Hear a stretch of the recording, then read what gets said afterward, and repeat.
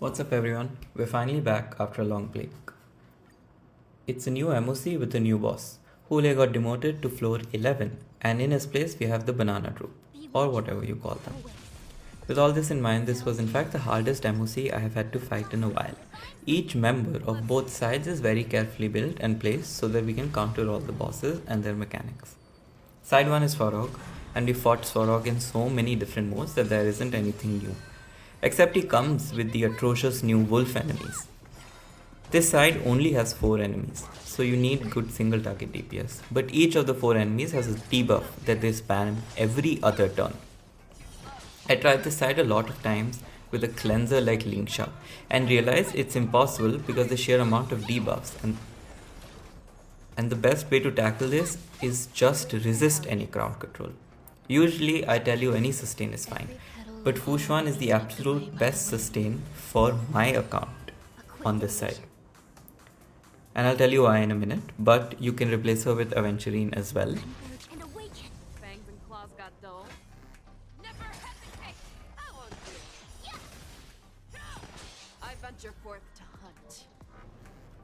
I've been yapping for a while, but what you'll see is I tried this side with Topaz as well, and it just doesn't work. You need to break enemies faster than Feishao and Topaz can. So the obvious solution is March 7th. You start your side with nuking the automaton. It spams Imprison and it's basically over if you get caught. So kill it before it can even get a chance to move. And on the other side, make sure to keep Fushuan's CC resist up, because one of your units will not be able to attack the wolf to get rid of the debuff. That's where Fu is really useful. I never immediately ult with Feishao because I need to maximize every hit. So I will always wait for when my Ruanmei ult is up. It gives 25 to 30k more damage per ultimate, and the damage threshold works out in such a way that it ends up mattering for the 5 cycle clear.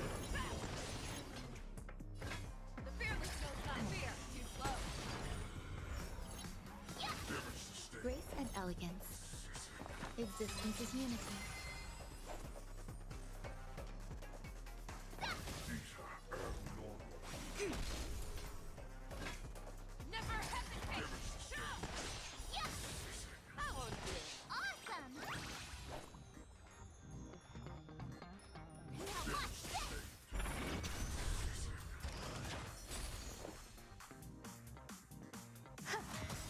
Every petal and all will be swept away by the wind.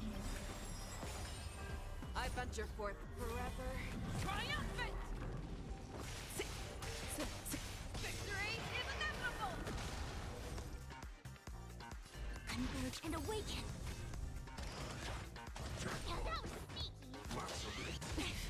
Yin and yang! Fangs and claws got dull. The fearless knows not fear. Too close. Once you get through wave 1, make sure you have Fushuan ult, or you're at 60% of it charged. It's gonna be important. Focus down the wolf in this wave. Svarog is not nearly as annoying with his debuff application. Again, this team is very standard. Make Feishao the Shifu and wait to ult with her until you have Ruanmei ult up. Don't hesitate to check the buffs section to make sure you have it up. You're better off spending 30 seconds to check your buffs than wasting 5 minutes having to reset. I venture forth forever, triumphant! Victory is inevitable! Awesome! I could take 10 of you! Now watch this! Somebody, I suppose.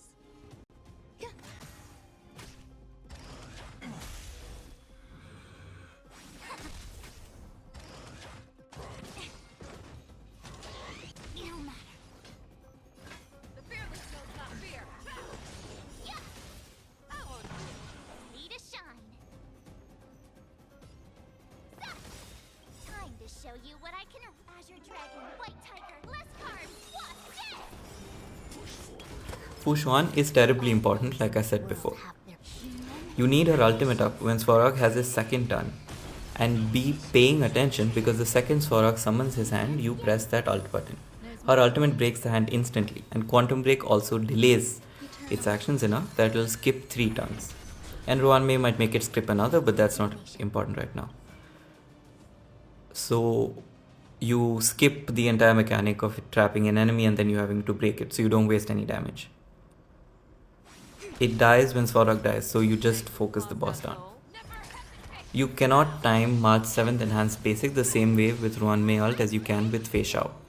So don't sweat it, just fire it off whenever you get it. It's a non-insignificant amount of damage. I've seen it hit for 120k plus, but it's RNG on the high end and 50k on the low end.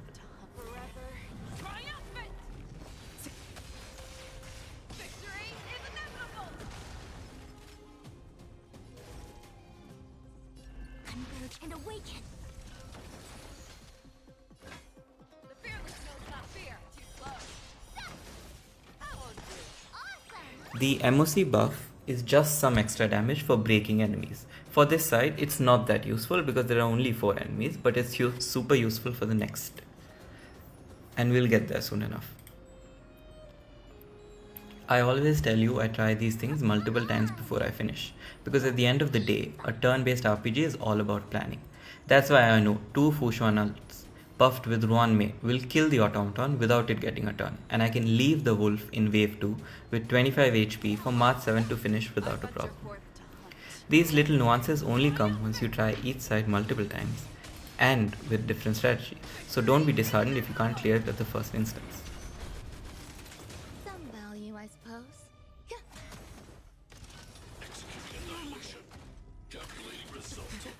I see through you. I could take 10 of you. Time to show you Azure Dragon, White Tiger, less cards. What's this? Never hesitate. No. Too slow. There's more to life. Eternal. All things human creations.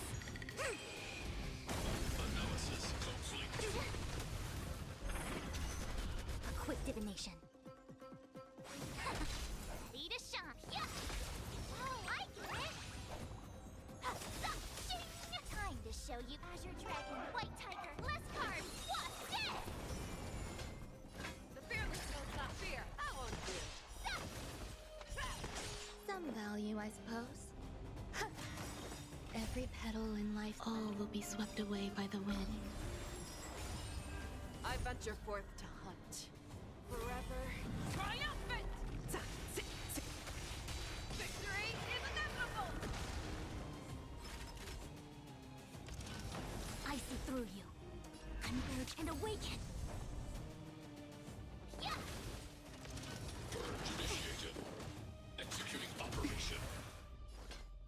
Never hesitate!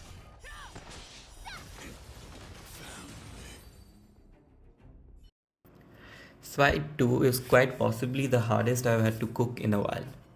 Just look at this team comp. You know I usually run Kafka because she has 2 types of debuffs, one with her follow-up and one with her ult. But I couldn't make it work for this. Everyone except Bella is good for breaking enemy weakness, which is of course great, but Gunaifen has the extra benefit of also debuffing enemies to take extra damage. A budget Jiaocho, if you will. Lingsha also has a debuff on her ult, so anyway, stack Crimson Knots for this boss. For wave 1, you know more or less how to play Acheron, get a debuff on an enemy, use ult. Pretty simple. So wave 1 is just that, proc debuff and ultimate. You obviously try to maximize ultimate damage with Bella for the defense down, but in this team, what you can also do is use Quinnif and Firekiss, which is a 7% vulnerability increase per stack. So when it stacks up, they will take 28% more damage, all damage, which is great, and all you have to do is hit each enemy with your skill or basic attack once every 2 turns. Turn out your pockets.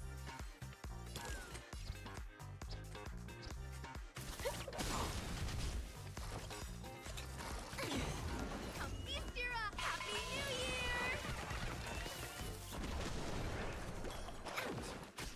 May the foul stench dissipate quickly. Yeah.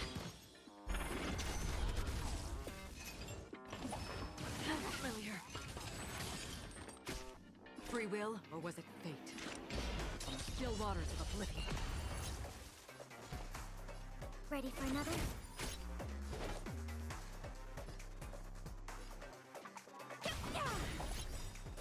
I weep for the departed. It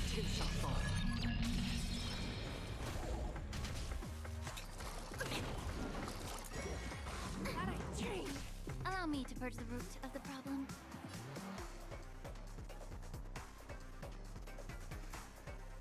The truth burns everything in this world is bleeding.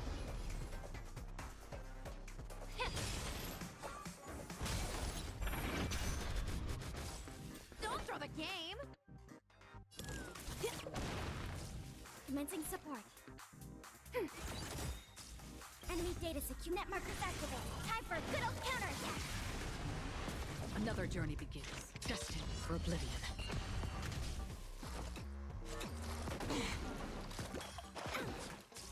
May the foul stench dissipate quickly. Time to cleanse the filth.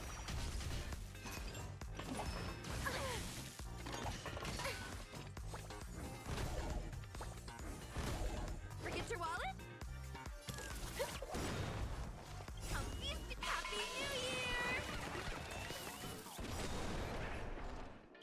I weep for the departed. It too shall fall. Wave 2 is the new boss, the Banana Troupe. And the good thing about this enemy is that everyone shares one health bar. So AoE attacks are really good because everything goes towards killing the boss. What that also means is that a debuff like defense down on every enemy on the field multiplies your damage more than just one boss debuff. This is the reason I got Guinevere and Bella in here instead of Kafka and Silverwolf. Silverwolf might amplify damage more, but the AoE nature of Bella's ult makes it exponentially better for this fight. The damage difference came up to at least 200k because of all the defense downs and the various plannings. Net markers activated. Time for a good old counterattack.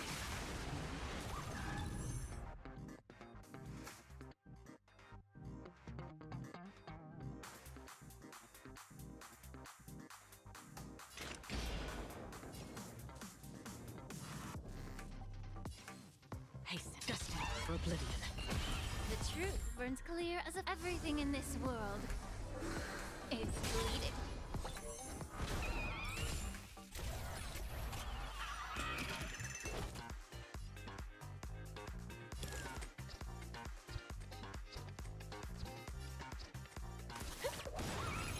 I weep for the departed. It too shall fall.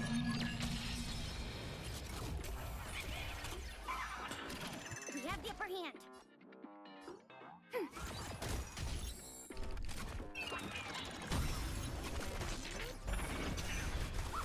May the foul stench dissipate quickly.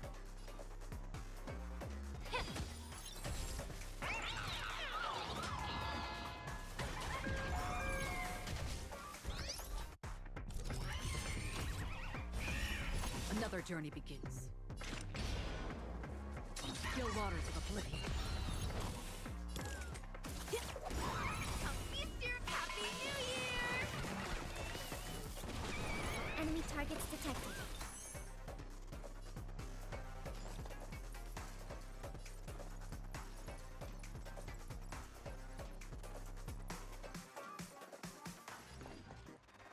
Ready for another? Allow me to purge the root of the problem.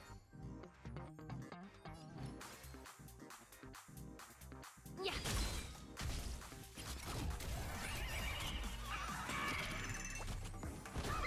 Enemy data secured. Net markers activated. Time for a good old counterattack.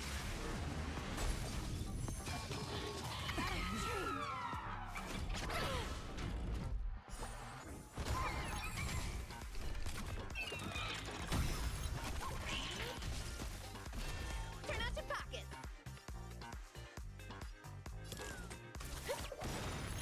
Two things you definitely need to watch out for on this side are the MOC buff and Fire Kiss stacks. The MOC buff at 15 stacks does 500,000 damage, which is about 25 to 30% of the boss health. Try to manage the first health bar so you can maximize the hits and not waste its damage in the phase change. But as you can see, I missed it and it's a bit tough to manage. Fire Kiss on the other hand is the Guinevere debuff. You can proc it separately on each enemy, so make sure to spread out your skill or basic as much as possible, because if they don't burn, it can fall off and then you'll have to restack it. Some other things to note: the screens on the enemies' heads actually denote if they're going to buff you or debuff you. Try to hit the enemies that have red screens so that when their turn comes, they can give you some advantages like attack boost, action forward, skill points, and energy regen. If you're using an AoE team, it'll be hard to perfectly line them up, so just do your best because they can sometimes really help out. Net markers activated. With all this in Good mind, old counterattack. it's just hope for the best and keep trying. Some 700k Acheronals later, and you'll clear 5 cycles or less. Targets detected. I weep for the departed. It too shall fall. Again.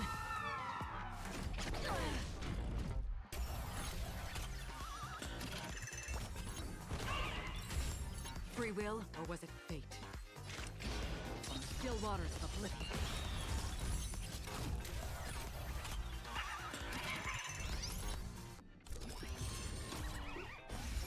Allow me to purge the root of the problem. Time to cleanse the filth. Don't throw the game!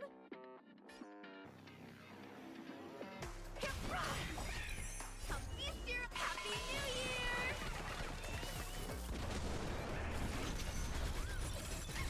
Commencing support.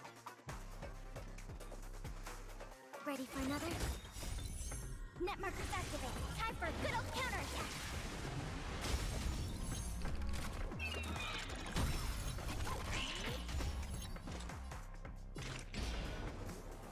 Destined for oblivion.